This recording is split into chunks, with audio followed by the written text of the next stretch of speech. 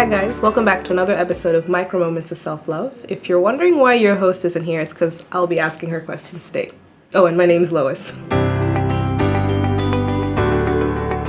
Hi, welcome back to another episode of Micro Moments of Self-Love. So today we're doing things a bit differently. We're going to be interviewing our favorite host, Miss Fatema. Thank you. Yes. So I'll just start with the really basic questions, and then we're just going to go a bit deeper and deeper as time goes on. My first one would be, who is Fatema? Okay. I'd say that I'm a God-conscious soul. I believe that if you asked me this question a couple of years ago, I'd have a very different response. Now, today, everything I do, from the moment I wake up, it comes from a sense of God consciousness. What that means is that I'm always in the service of God, which means that I want to constantly just add value, create impact, make the lives of other people better, you know. And yeah, I guess that's who I am. But had you asked me this question maybe even last year or 2 years ago, I would have started stating my titles, you know, that I am a marketing director, or I'm a writer, or I'm a motivational speaker, you know, or I'm a mentor. And I am those things, but I think, you know, I'm a lot more than those titles. And what would you say in the last year or so has impacted you the most from the previous definition you would have given to this current one? I used to be a very reactive person. I used to be somebody who, and reactive not only in the negative sense, in the sense of everything that I did came from a place of, you know, that I wanted to achieve something. You know, I wanted to prove to myself and prove to others that I was this amazing person that could do 100,000 things every day. But I was actually struggling a lot. I was struggling with constant, like, you know, panic attacks. I was overworking. I was working maybe 14, sometimes 15 hours a day. And there came a point one day, and I remember I was in Zanzibar, and I was going to a conference, and I just had 3 meetings back to back. And I was going into a conference, and my body just shut down. And it shut down to the point where physically I became so ill. And I remember, like, I was sweating, I was dizzy. I actually collapsed in the car because of just, you know, I think I'd overworked myself to the point of just, you know, complete, like, shutdown. And when that happened, I was trying to figure out what was happening to me. I didn't understand what was happening to me. And I had to start doing research. You know, I went to a couple of psychologists, but it was all, they couldn't really answer what was happening. Obviously, you know, everybody has certain adversities in their lives, you know, that they go through. But it was something else. This was something else, you know. And I started doing a lot of research, and I realized that my nervous system had become completely dysregulated. So I had basically worked myself and my body into a state of just fight or flight for like 24 hours a day, you know, to the point where even when I was sleeping and I would wake up, it felt like there was no rest. It was like as if my mind was constantly working, you know. And so I did a lot of research, and the research said that I have to teach my body to slow down.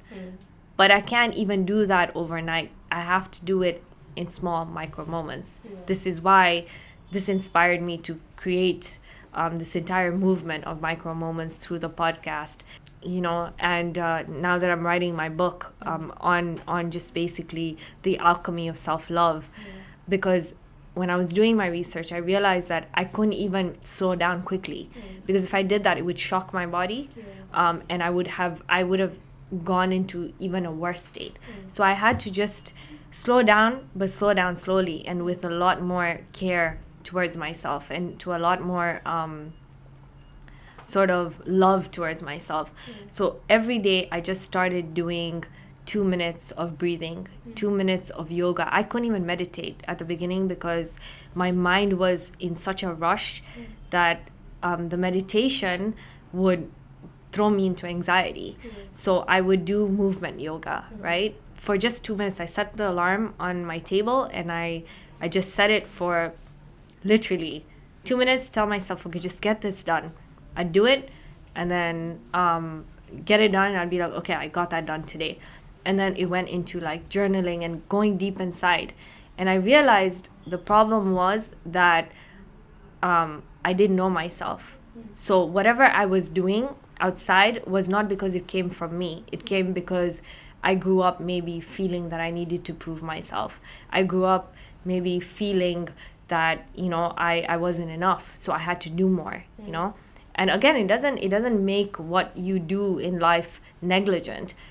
I did some beautiful things. I have done some amazing things, in my life. But it was almost like, well, whatever was coming out was coming out of force. It was like I was tired. It wasn't flowing, So when I slowed down and I started spending more time with myself, that's when I realized, okay, this is who I am, and this caused the shift and the change in my perspective to everything is God conscious. Because there's a line, it says by Imam Ali, he says, to know yourself is to know your God, to know the divine. So when you spend more time with yourself, you tap into the God in you, right? And when you tap into the God in you, now you know that everything that you are doing is coming from a place of God. It's coming from a place of justice, of love, of purity. So that energy will always be positive. Even if you have 100 things to do that day, you are in a state of flow. You're not in a state of force. I actually have a follow-up question that ties in quite well to what you just described to us. And it would be, how do you think your upbringing and your early childhood life have shaped you into the person you are today? That's a very loaded question. I feel that, for a long time, I used to have this narrative that, I grew up in a very disciplined home. My dad, he raised us in a very military style. What that meant is you wake up, you work out, you go to school, you come back, you go play golf, come back, you do your homework, then have your dinner, and then at night, I remember we used to have a golf net, and I would hit 200 golf balls every night. There was no rest. There was no sense of rest. And while while a lot of these lessons I feel helped me in many ways, the discipline, the routine, there was no rest ever. And what that taught me is, when I was growing up, is that rest is a bad thing. That you shouldn't rest, because what are you doing with your time? So I think my upbringing, to a large extent, I'm very grateful for this sense of routine and the sense of discipline that I had. But I think I missed out on a lot of life skills, such as rest and recovery, the things that today are the most important. Because if you're not rested and recovered, you're going to drive your body and your mind to places where you're actually going to start hurting yourself, right? So my upbringing was a good mix of, I think, for a long time, like I said, I was in denial that there were things, and like in everybody's upbringing, there were things that were missing. But I'm very grateful that I managed to become aware of what was missing and integrate it now into my life. So would you say the discipline that was instilled in you from a young age is what you've taken the most out of from your upbringing? Yeah, I believe that, your mind has to be stronger than your emotions. And when you go through difficulty in your life, it is the routine, it is the discipline that keeps you sane. I've gone through so many adversities in my own life, and during those challenging times, it was the routine and the discipline that kept me going. Because it's almost like a positive vice that makes sure that you keep going even though things around you are in chaos, right? So absolutely, I think discipline I define self-love as self-discipline. If you love yourself, you will stick to things that are good for you, whether it means taking care of your body, whether it means taking care of your mental health, taking care of your work, right? To love yourself means to take care of these things, and to make sure that you are sticking to a certain routine and that tells your mind that I deserve this routine, and I deserve to stick to it and see it through. I think in a lot of this world, self-love is defined a lot about the material things. People think, okay, when you love yourself, you go out and like get a manicure, you buy something, and of course those things are important. I used to think those things were really silly, but I don't now. I think those things actually, they have their place, right? You have to do those things for yourself, right? And allow to have time to do those things, like have a coffee with a friend, or like, yes, go do your nails. But self-love to its core is making sure that you have that discipline to stick to the promises that you made to yourself, right? And not to break them. So Would you say that self-love, by your definition, goes hand in hand with success? that's a good question. I think what is success? Again, I've started questioning a lot of these concepts. So many times people tell me, oh, like, but what's your secret to success? Like you do so many things. This is all very amazing. Until I started reflecting, I used to think success was all this, your titles, like how much you do. Now if you ask me what my idea of success is, it's how many people you impact, how much you take care of yourself, right? How much you stick to the promises you make to yourself. That's what success means to me. So my entire definition of success has changed so much throughout life, but self-discipline is absolutely one of the most important things to success, whether it is within yourself or even whatever you're trying to achieve with your goals. And given all the life experience that you do have in both content creating, being the head of the marketing department, and so on and so forth, could you possibly share with us one or two experiences that you feel were very profound in your journey up until present? Okay, profound. I think, when I became a leader, I was 21 years old, and I was given this position. Okay, I graduated from Georgetown in 2010. I was in Tanzania in 2011, and immediately I started working. And I was actually working in the finance division of our oil company, our East Coast Oils and Fats company. And I was so miserable. I really didn't enjoy the work. It was an office job. I was confined to a space. I remember like the things around me were like just huge. There was the big refinery around me. That's it. And a manufacturing unit.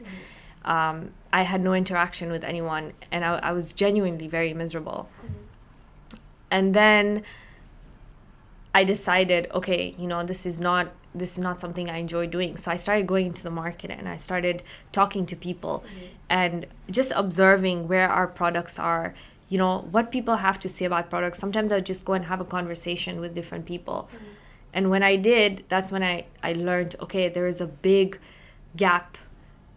Us as a company, we were not doing any marketing. We were not understanding people. People didn't even know how to pronounce our products. They used to call it metal, right? The group name. At that time, there was Mo as a brand didn't exist. And I remember I said to myself, okay, I really enjoy connecting with people. It's almost like I've always had that when I was young, this connection to people. So I set up the marketing department, and I remember it was me and Robert, who still works with us. It was just me and him. We took a small office at the corporate office. We had a small office that we were sharing, and I I had a piece of paper and I said, okay, I'm just going to start handling the marketing. And at that time, it meant just like, handling things like, making sure the profile looked good, revamping the website, revamping some of our labels, and just going into the marketing and finding out where we're positioned in the market, what people have to say about our products, right? And when I did that, and when I started that journey, I remember, and I took a while to get here, but this is one of the biggest lessons I learned. I didn't know anything. And I always believe, and I live life with this concept that I know nothing. And what that does is it opens my mind to constantly learning from people. So I was 21. I remember I had no ego. I did not even want to think that I had any, sort of day being there. Like I was this marketing director, but I knew that it was just a title. I knew it was nothing. It meant nothing. So what I would do is I remember we had a lot of CEOs of different units, and these people were ex-CEOs of like Coke and Pepsi and Unilever and all these huge multinational brands. And I would sit with them and I would tell them, teach me everything you know about marketing. Teach me, what you've learned in your experience. And these people were 20 years older than me. And even though in a sense I was their boss, I did not even feel that for a second. And it was because of them that I got to where I am now. Because what I would do is I would literally sit down, I would talk to them, I would take notes.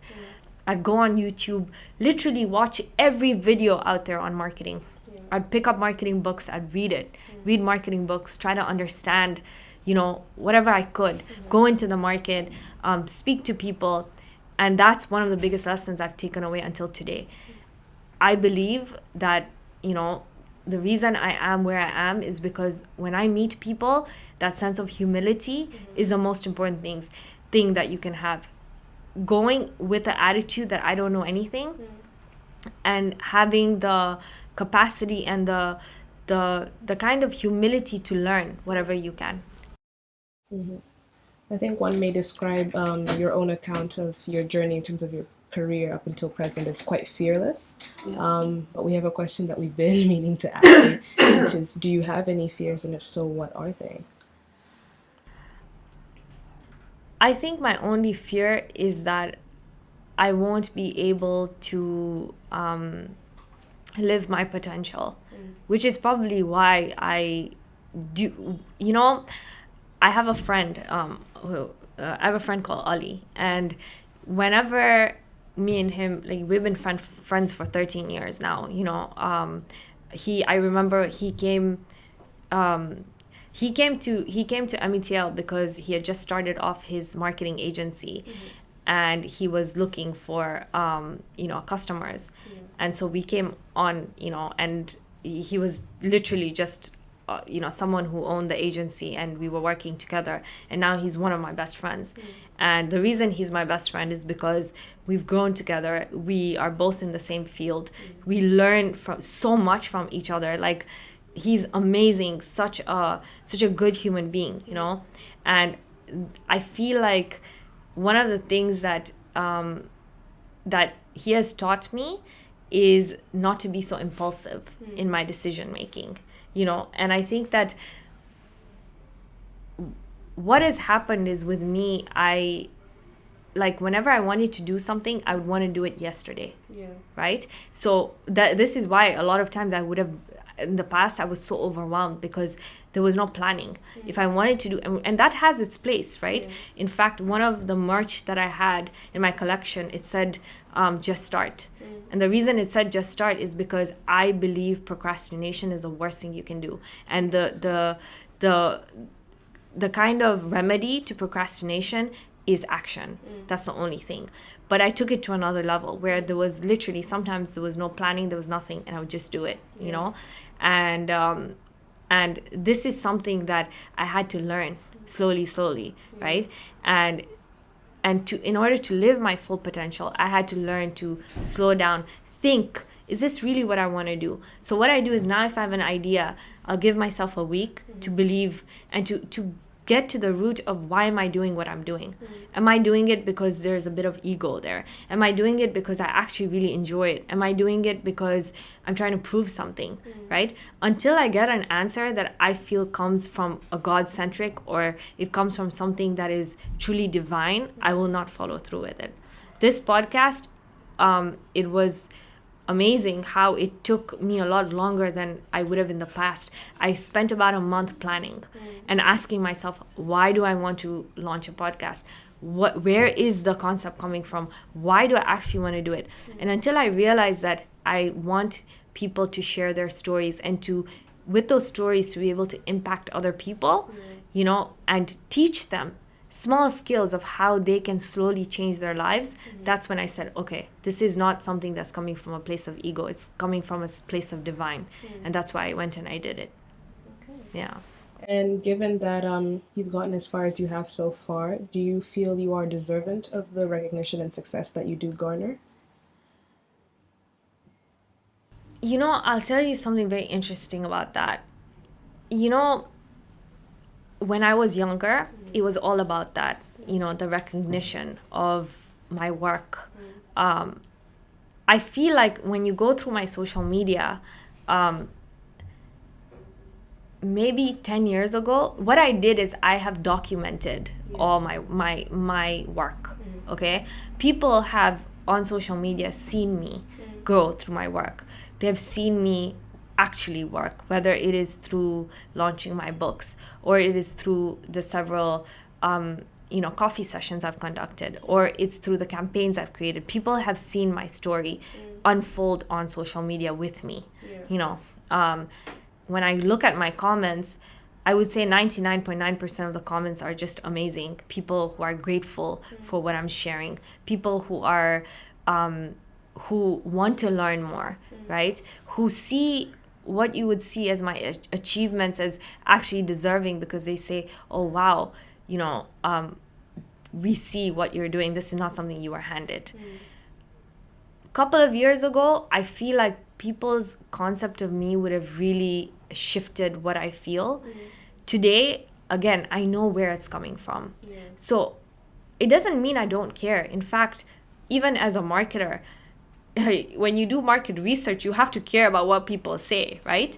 But I always believe when something is driven from a place of good and a place of God, I feel like what ends up happening is nothing bad can come from it.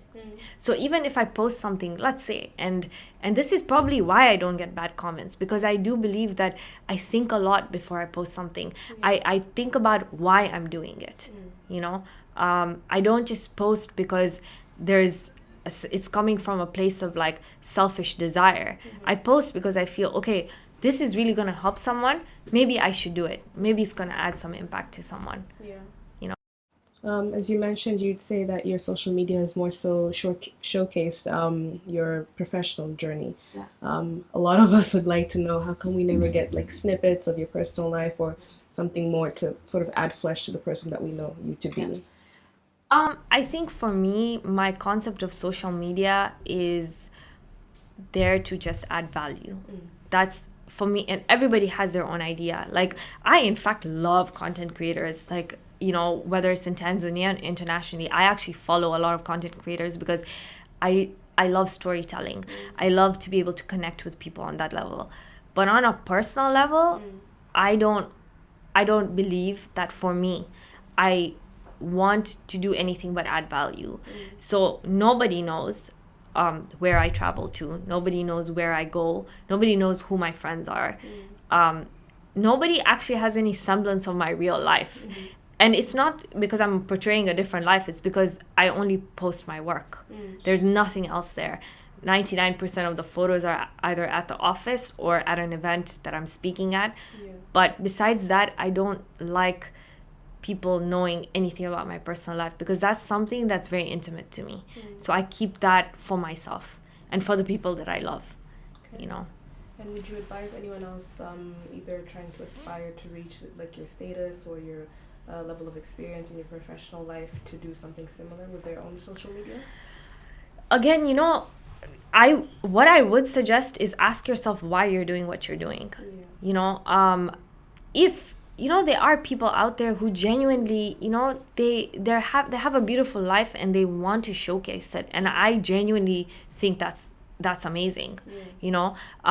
Like I said, I follow so many amazing content creators here, and like I love their work. I love them posting about where they're traveling and like what they're, and it's so positive. Me, I just think that ask yourself why you do what you do. That's it. That's where my level of comment about that comes. That's where I would comment. Ask yourself why you're doing what you're doing, and if it aligns with who you are, go ahead and do it. Fair enough. That's a very fair answer. There's actually a bit of a hot take question here, but it's, what do you think people's biggest misconception is about you? Every time I meet someone and I have like a 5-minute conversation with them, the first thing they'll be like, oh my God, we didn't know you're so down to earth. You're so humble, like being who you are. How are you so humble? I think that is one misconception people have. I have a pretty warm presence. I love people. I love talking to people. I love making connections. I feel like whether it's in business or in its life, being kind is good for business and it's good for life. So I genuinely love to kind of have good relationships with people. But I think, just everybody has a misconception about everyone. And I think sometimes, you can't even blame people. It's when you come from a certain family and you come from a certain status and you come from, and you are this person, people associate certain titles and words and ideas about you, and that's okay. I think, your only job is to be authentic and to live your truth, and I try to do that as much as I can. So has there been anyone in your life who has profusely impacted your personal growth and development? I think, just put simply, I can say there's a tribe of people. I am so blessed to have the most amazing people in my life. I talk about this in my book, that you do need an entire tribe of people. And I don't believe one person can do everything. I don't believe that when you have a partner, that job of the partner is to fulfill all the roles. So in my book, I talk about the 5 friends you need, right? The mentor, the cheerleader, the friend, and it's so important that you have different perspectives, but at the same time that one person doesn't feel like they're holding the weight of everything. There are people I know that when they're in a relationship, and again, that's okay, but their partner becomes everything. It's their friend, it's their mentor, I'm very blessed that I have had so many amazing people in my life who play different roles. I have my friend Ali Jawad, who is somebody who I can share everything with. I basically, he's somebody I go to when I need help with marketing, with any of my mentorship work. Then I have my friends like Sakina or Azmina or Sarah or Rami or Mike, or I have so many amazing friends that all have different roles. And I think that you can read about it in my book when it comes out, because I think that chapter is life-changing even for the people who are listening. The kind of friends to have, and how to pick those friends. How does one pick those friends? I think it all starts with you as a human being. Who are you and what kind of person do you want to be? I've always been the type of person, I want to constantly grow. I want to constantly learn. I want to add value to people. I believe in living a life of integrity, of living a life of justice. And what that means is that everybody that I let into my life should have those qualities, right? And so I think it's very important who you are and what kind of person you want to become. Then you can attract the right kind of people. I'll give you a piece of advice that's in the book. I was asked once, okay, so let's say I have a group of friends, but I'm growing, but it seems like they're still stuck, and I still love them, and they're still stuck doing the same things. Like gossiping is a big thing that is a complete no-no for me. I feel like when it comes to my friends, I'm very particular about having friends that either we don't gossip or I don't engage in it at all. In fact, I was uninvited to a lunch because I don't gossip, which I think is a very positive thing.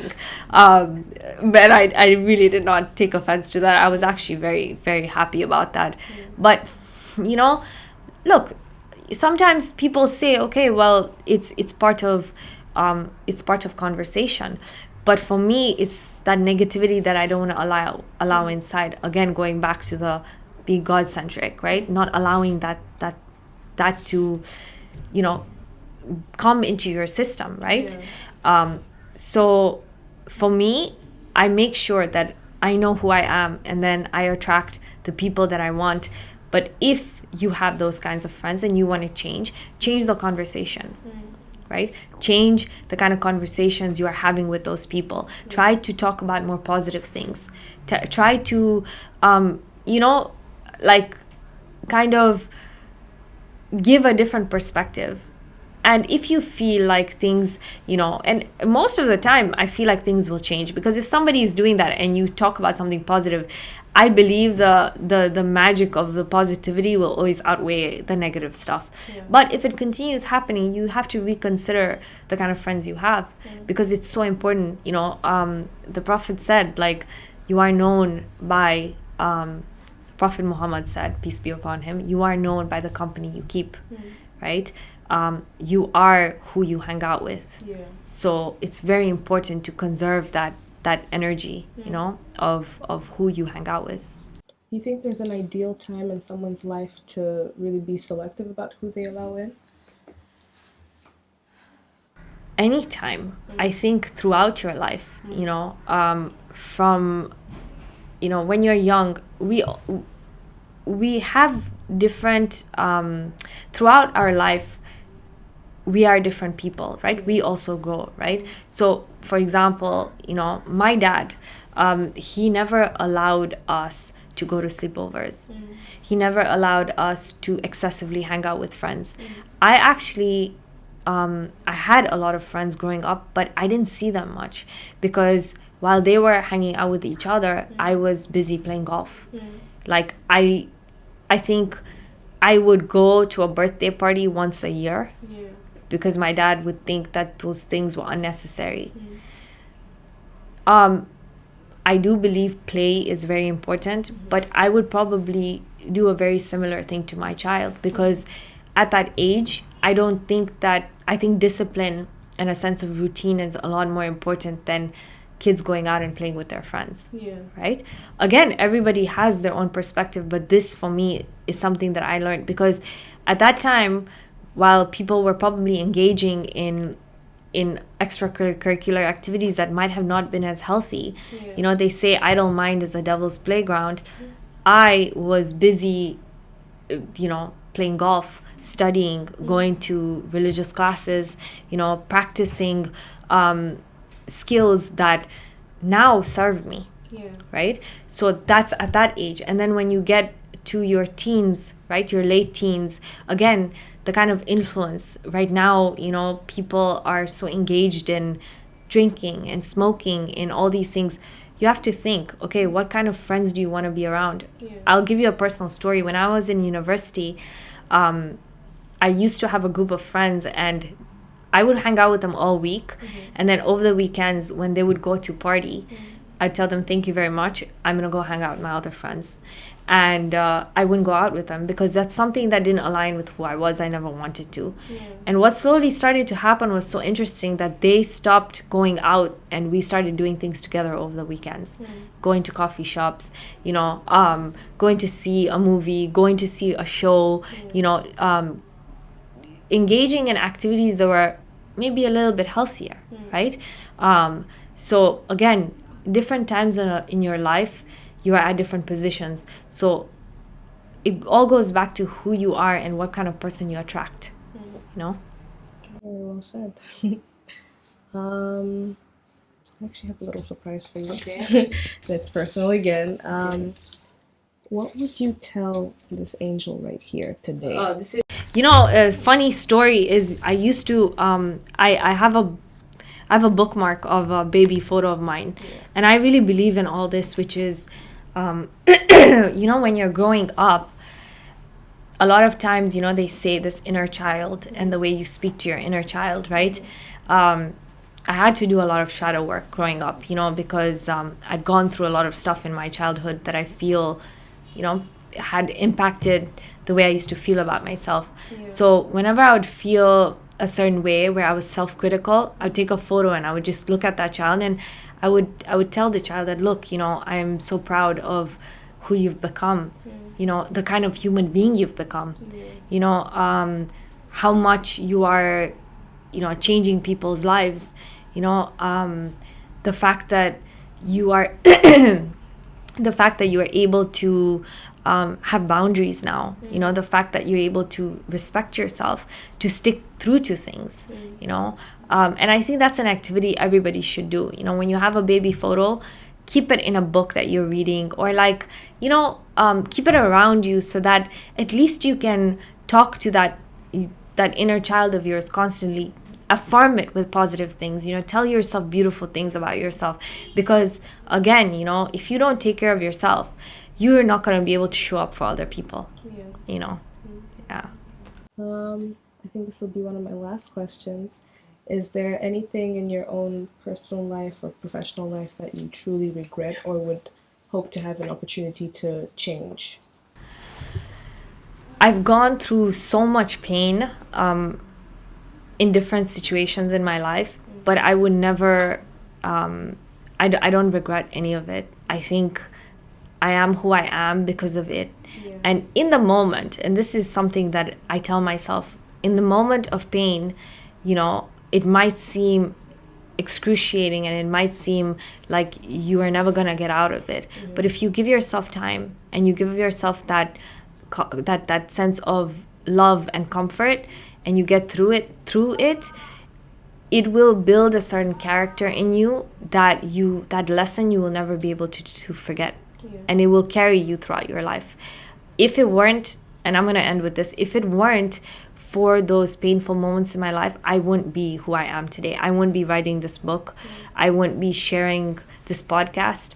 I am so grateful for that pain. I'm so grateful for the challenges I've gone through, because it's literally made me who I am.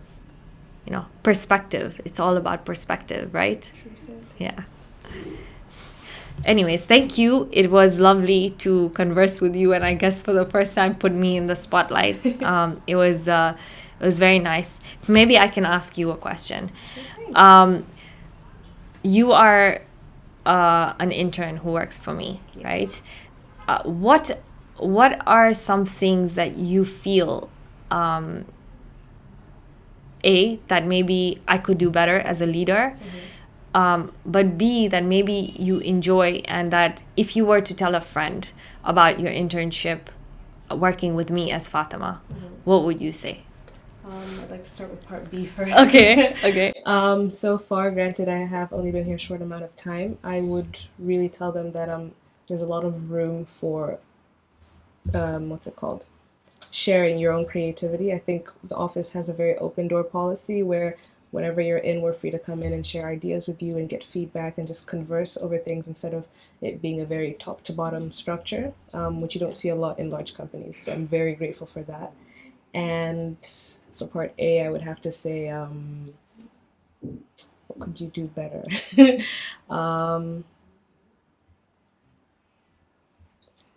But that one's a bit I would say, truthfully, because you're such a power force and you are this person, it sometimes may feel overwhelming to someone who's beneath you to try and keep up with the same pace of vim that you have.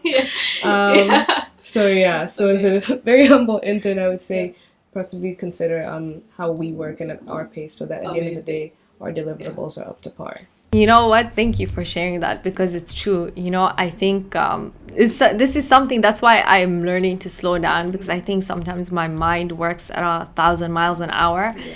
And because I've mastered, and sometimes not in the best way, this ability to do 100,000 things at the same time.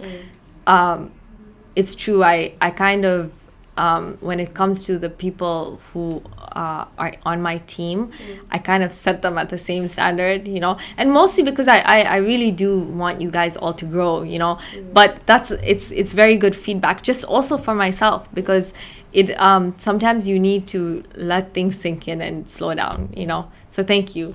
It's an absolute pleasure, you know, to have all of you creative people. And the reason why I have this bottom up approach is because I do believe that creativity is something that cannot be boxed in. And the reason that you are able to produce such amazing work is not because of me, but it's because I might provide some guidance, but you guys are able to add your own authenticity and a little bit of who you are to the work. Yeah. You know. So thank you for this wonderful interview, for taking part in the interview, and I look forward to seeing how this turns out. Likewise.